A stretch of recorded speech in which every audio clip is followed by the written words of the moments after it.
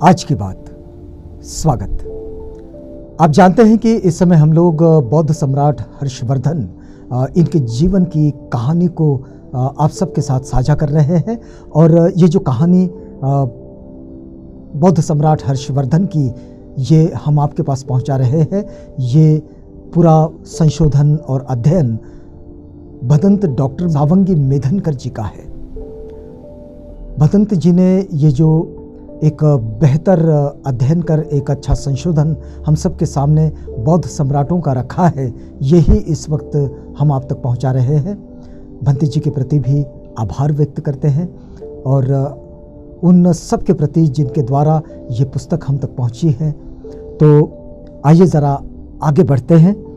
हमने आपको पिछली कड़ी में ये बताया था कि सम्राट हर्षवर्धन अब ये सम्राट फिलहाल बनने को है, लेकिन इन्होंने जब राज्य अपने हाथों में लिया तब उनके बड़े भाई, उनके पिता, इनकी मृत्यु हुई थी और इनकी उम्र बहुत कम थी।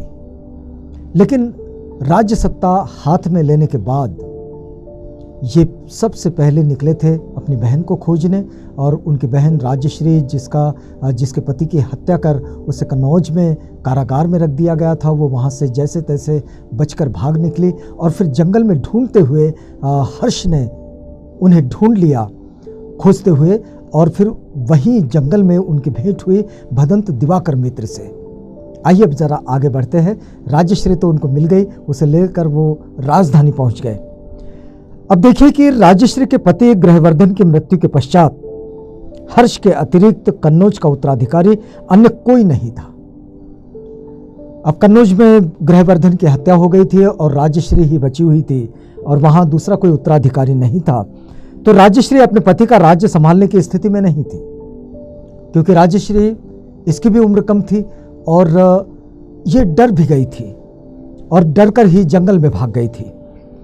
वह अपना शेष जीवन धार्मिक कार्यों में व्यतीत करना चाहती थी। अब उसका मन राज्य सत्ता की ओर से हट चुका था और वो धम्म कार्य की ओर अपने आप को समर्पित करना चाहती थी। तो इसमें जरा भी शक नहीं कि बौद्ध धर्म के प्रति उसमें अपार श्रद्धा थी।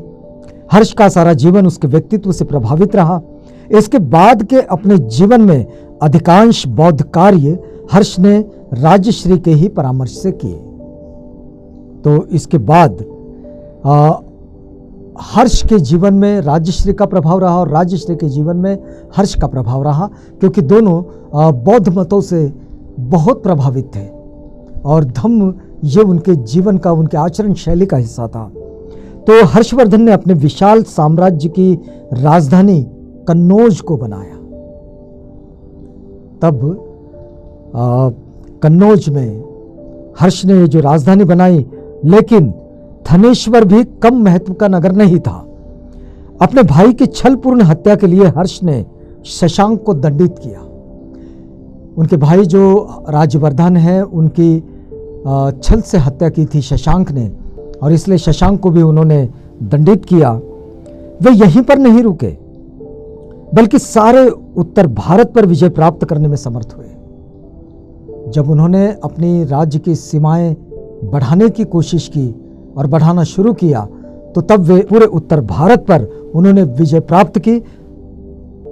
उन्होंने अपना राज्य विस्तार बंगाल की खाड़ी से अरब सागर तक फैलाया। बंगाल की खाड़ी से लेकर तो अरब सागर तक और दक्षिण में मध्य प्रदेश तक हर्षवर्धन का ये राज्य रहा। और विंध्य पर्वत के उस पार चालुक्य वंश के राजा पुलकेशी द्वितीय का राज्य था। इस राज्य को अपने साम्राज्य में शामिल करने का भी हर्ष ने प्रयत्न किया। उन्होंने नर्मदा को पार किया था, परंतु पुलकेशी वहां डटा रहा और उन्हें लौट आना पड़ा। राजपूताना, सिंध तथा पंजाब में हूण और गुर्जर शासन करते रहे। इन्होंने हर्षवर्धन की अधीनता स्वीकार नहीं की। भरत सिंह उपाध्याय ये लिखते हैं कि हर्षवर्धन लगातार 36 वर्ष युद्ध में व्यस्त रहे। मतलब लगातार 36 वर्ष तक उन्होंने युद्ध किया और अपनी ये जो पूरी राज्य की सीमाएं हैं इनका विस्तार करते रहे। कुछ अन्य इतिहासकार इस अवधि को केवल 6 वर्ष कहते हैं, लेकिन हम लोग इतिहास में राजा हर्षवर्धन का, सम्राट हर्षवर्धन का जो प्रभाव देखते हैं, उससे ये लगता नहीं है कि युद्ध उन्होंने मात्र 6 साल किया होगा। बड़े लंबे समय का ये युद्ध लगता है, लेकिन अब इतिहास की बात है, इतिहासकारों के अलग अलग मत है, लेकिन हर्षवर्धन का राज्य ये सत्यता ज़रूर है। अब कहा जाता है कि हर्ष की सेना के लड़ाकू हाथियों की पीठ पर 5 साल तक कवच बने रहे, उन्हें उतारा नहीं गया, और उसके सैनिक भी कवच पहने रहे थे।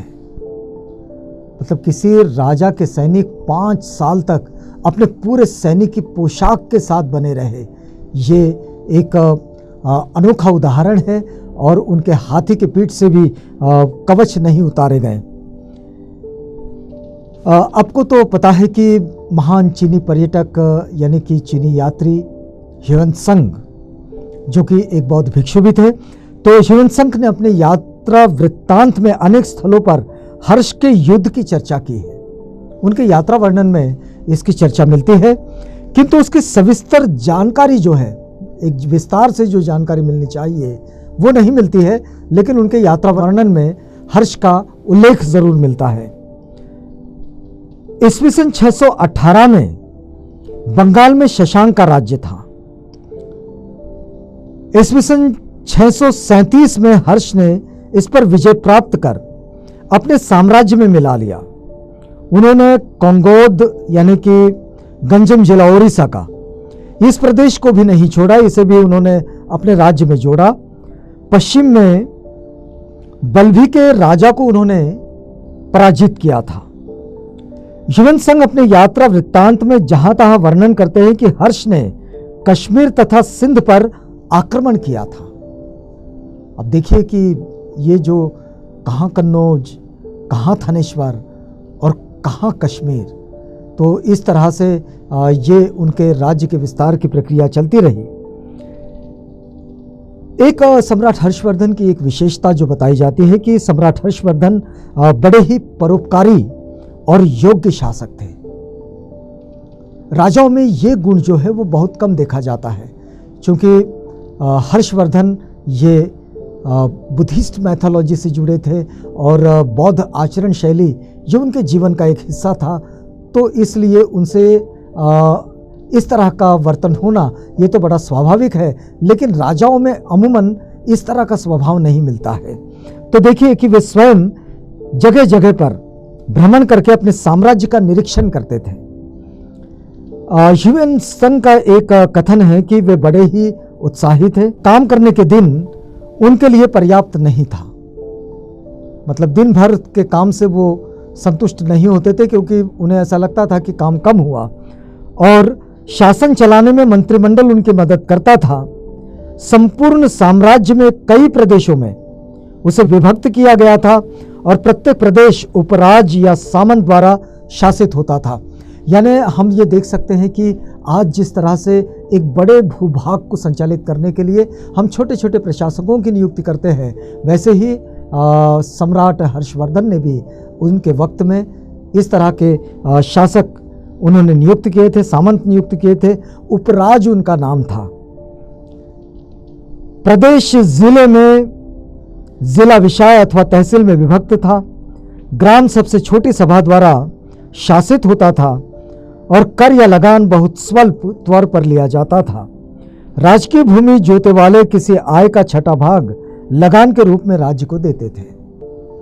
तो जितनी कुछ कृषि उपज थी उसका एक छठवां हिस्सा राज्य को मिलता था और बहुत ही छोटा सा टैक्स उन्होंने लगा रखा था, जिसको हम लगान कहें, कर कहें आज की भाषा में, इस तरह की बात थी। लेकिन राजा हर्षवर्धन का समय ये एक बेहतर समय रहा है भारत के राज्यकर्ताओं में, भारत के शासनकर्ताओं में और भारत के राजाओं के काल में। तो इस कड़ी में हम लोग यहाँ पर रुकते हैं, इस वादे के साथ कि अगली कड़ी में आपसे पुनः भेंट होगी जब हम इस बात को आगे बढ़ाएंगे। तो तब तक के लिए हमें इजाज़त दीजिएगा।